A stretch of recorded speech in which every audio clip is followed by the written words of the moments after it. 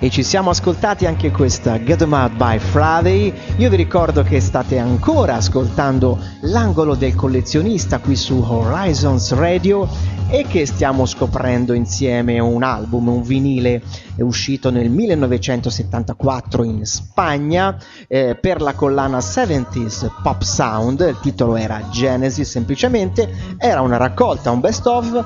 Abbiamo scoperto alcune cose e già ci siamo fatti un paio di risate leggendo la prima parte del retro copertina di questo album, nella quale abbiamo scoperto che Peter Gabriel suonava il basso e le 12 corde, che Mike Rutherford suonava Hammond Mellotron, che Tony Banks suonava soltanto il pianoforte, ma soprattutto abbiamo scoperto che Steve Hackett era diventato improvvisamente Steve Hackwood. Ma adesso le risate non sono finite qua, perché passo a leggervi la seconda parte del retro copertina. Il primo album del gruppo per l'etichetta Charisma si chiama Trespass, uscito nell'autunno del 1970 e soprattutto ha confermato Phil Collins come uno dei migliori batteristi del momento.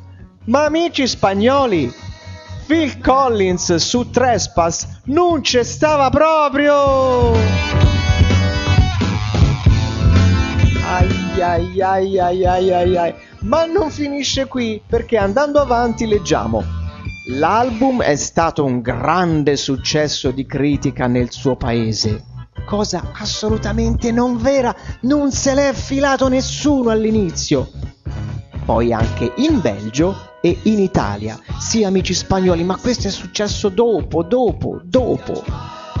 Il secondo album è stato chiamato Nursery Crime, uscito nel 1971 ed ha confermato il successo del precedente in Europa ed ha lanciato il loro nome in America. Ma quando mai?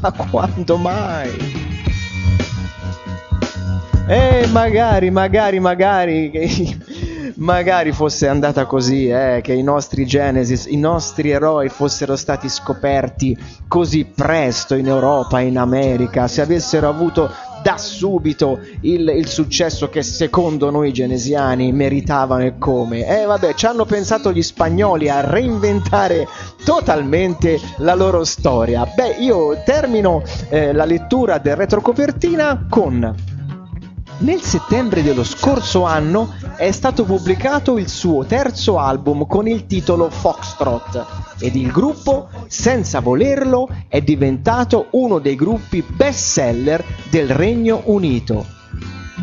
Insomma, termina così la lettura del retrocopertina di questo Genesis 70s Pop Sound. Beh, comunque, al di là delle risate che ci siamo fatti, abbiamo comunque scoperto un altro pezzo di storia, no? Ci siamo calati in una realtà, comunque in Spagna, 1974, e abbiamo visto che magari i Genesis, sì, cominciavano ad avere un grosso successo, ma ancora non avevano le idee chiare i nostri amici spagnoli sulla vera storia di questo gruppo. Bene, io direi di ascoltarci l'ultimo brano della facciata 2 di questa raccolta, cioè White Mountain, e con questo brano io vi saluto, vi ringrazio per avermi ascoltato, per aver sopportato le mie chiacchiere e vi do appuntamento alla prossima puntata dell'angolo del collezionista. Un abbraccio a tutti, ciao!